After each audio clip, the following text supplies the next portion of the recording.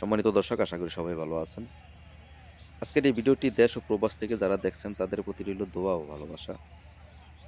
খোলা আকাশের নিচে মাছ বাজার, অর্থাৎ ডামুড্ডা মাছ বাজারটি স্থান পরিবর্তনের জন্য গতকালকে আমি ছোট্ট একটি ভিডিও আপলোড দিয়েছিলাম আমার এই পেজে। তো সবাই ভিডিওটি দেখছেন, শেয়ার করছেন এবং কি কমেন্টও করছেন। তবে আমি ওই ছোট্ট ভিডিওতে আসলে সম্পূর্ণ ডিটেলস আপনাদের বলতে পারিনি।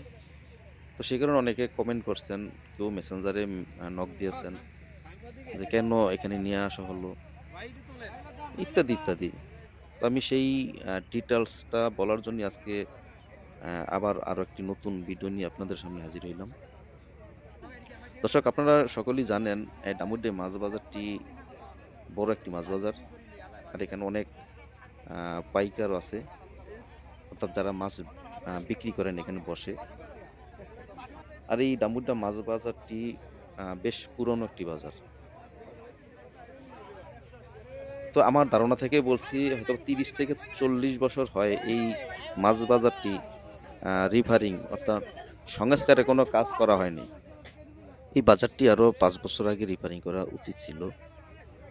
যখন বৃষ্টি আসে, অর্থাৎ বর্ষার সিজনে, এই মাছ বাজারের ভিতরে কোনো পাইকার যারা মাছ বিক্রি করেন তারা বসে ঠিকমতো মাছ বিক্রি করতে পারে না, একমাত্র বৃষ্টির পানি পড়ার কারণে। এবং কি আপনারা অনেকেই জানেন বা দেখেছেন, এই মাছ বাজারে যারা আসছেন, এই মাছ বাজারের প্রত্যেকটা খুঁটির যে অবস্থা, যে কোনো মুহূর্তে ঝড় তুফান আসলে ভেঙেও পড়তে পারে। তো সেই হিসাব করেই এই সংস্কারের কাজ শুরু করেছে।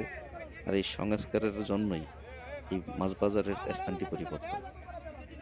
তবে এই বালির মাঠে সুন্দর একটি খালি মাঠ এবং কি অনেক জায়গা, তো সে হিসাব করেই এখানে এই বাজারটি পরিবর্তন করে নিয়ে আসছে। তবে এখানে কিন্তু স্থায়ী না, অস্থায়ীভাবেই এই বাজারটি বসানো হয়েছে এই রিফারিং এর কাজের জন্য। এই রিফারিং এর কাজ শেষ হতে 1 মাস অথবা 2 মাস বা তারও একটু কম বেশি সময় লাগতে পারে।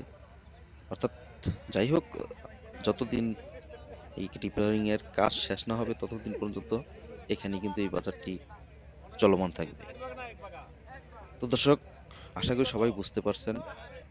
ভিডিওটি সবাই শেয়ার করে দিবেন জনস্বার্থে, যাতে সবাই জানতে পারে যে বাজারটি এখানে পরিবর্তন করে নিয়ে আসা হয়েছে।